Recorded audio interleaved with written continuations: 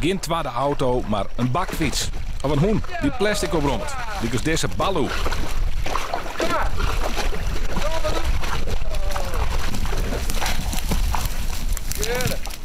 Ja, dit is wat er altijd doet. Gewoon de bal met water halen. Dit zijn de initiatieven die het Twitter ziekt. Ja, het is natuurlijk een beetje een uniek baan dat zijn hoen dat docht. Maar het jouwt wel aan dat we maar gemak al plastic voortgooien en net alleen nog jeugdje. Twitter wat een soort van dwarrelwien worden. Die het meesten onzet, oors te tinken en liet ze denkjes te dwan om de vrouw beetje bij beetje te verbeteren. Dat is het doel, want vaak als je te grote stappen voor zet krijgen, dan gaan mensen een barrière en dan doen ze het net. En dan is het krijgen ze maar diëten. Als het in één keer drastisch wordt, het haast nooit vol.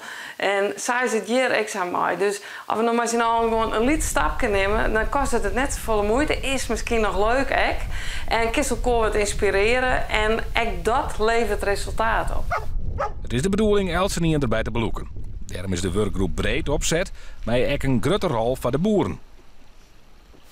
Ik hoop dat het vooral opsmikt dat mensen er een beetje beter over nadenken over wat ze eventueel doen kunnen. En net iedereen hoeft griener als griener te worden, had je gewoon maar even bij stilstogen wat je doen kan. En dan moet je daar op een of andere manier moet je daar wat willen in vinden om dat echt doen te gaan.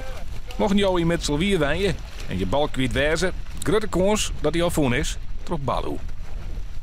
Ik verbaas me dat al die ballen hier in het water komen. Ik snap net hoe dat zo terug komt. Maar gelukkig helpt het dus al hier uit.